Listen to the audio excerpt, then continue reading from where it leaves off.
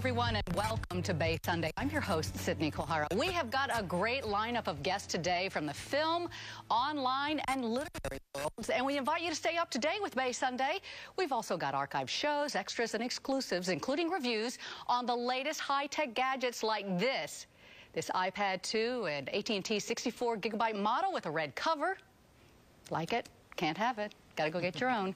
Don't miss our behind-the-scenes pictures as well. So check out our Facebook, Twitter, and YouTube websites. So how lucky are we to be in the Bay Area, home of the longest-running film festival in the Americas? Joining me today are two representatives of the 54th San Francisco International Film Festival, the Director of Programming, Rachel Rosen, and high school teacher, and a star, I should say, who is featured in American Teacher. It is one of the documentaries that you can see during the film festival. Jonathan, Rachel, thank you so much for joining us today. Thanks for having us. It is a pleasure to see you. Rachel, the longest running film festival? Yeah, in the Americas. Wow. Yeah. Started in 1957 with a small selection of international films.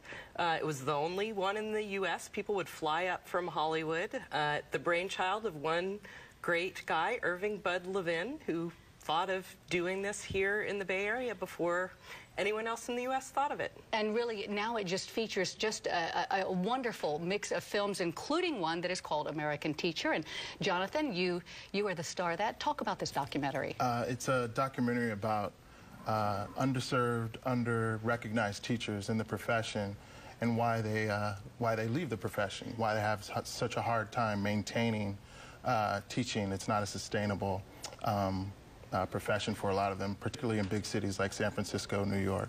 So I'm not the star of the film. There are a number of other wonderful teachers in the film who are being profiled in it, and it's all about their decisions, whether or not to stay, and their struggles in maintaining. And I think we have a little clip of this film. Let's go ahead and take a look. I used to call him Uncle Dearman.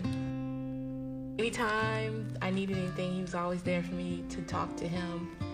He understood everything. Dearman was like one of the only people from leadership to call me after my father was killed. My father died about 5 years ago, and I was in college, and it was just like the end of the world for me. It was terrible. And Dearman called me just to see if I needed anything. And like I hadn't talked to him in years, but like he found my cell phone number through somebody else and just called me. I'll do anything for Dearman. If you ever need anything, I'm always there. And I know if I ever need anything, I can always call on him. No, we'll just find each other somehow. They call you Dearman. Yeah, I couldn't. I'm not big on Mr. Mr. Dearman is my father. He's a judge in San Francisco, and so anytime anyone said Mr. Dearman, I would always look around and see if he was standing behind me. So. Describe as a teacher. Where are you? What school and where was this? Well, I'm not in the teaching profession anymore, and that's what one of the big points in the film. I was at Leadership High School in San Francisco. It was a charter school in San Francisco. And how many years? I was there for 3 years, and then I taught 2 years in Fremont. But you really made a difference.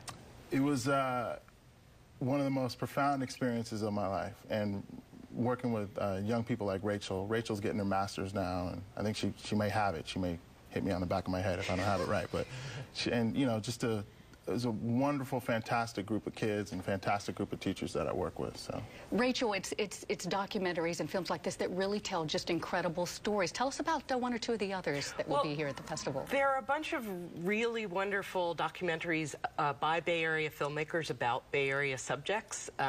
One is called Something Ventured, and it's sort of about the beginning of venture capitalism in the Bay Area and the way some of these companies that we've heard of were financed and how that changed the world.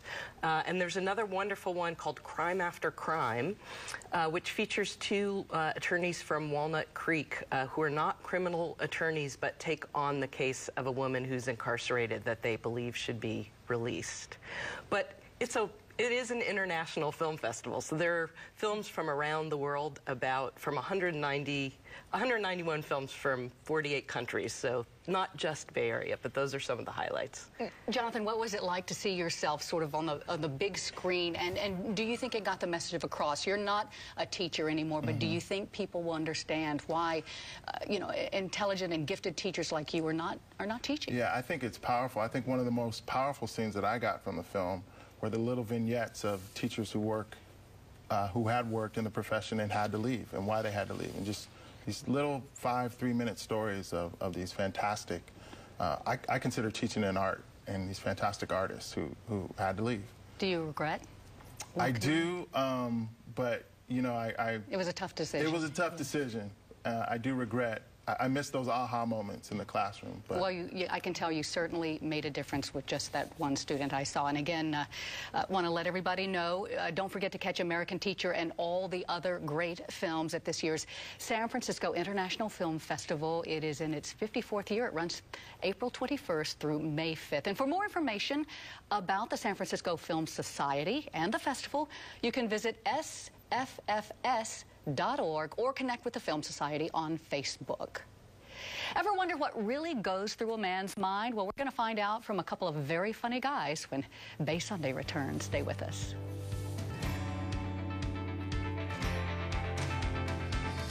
Tonight, husband and wife bosses go undercover.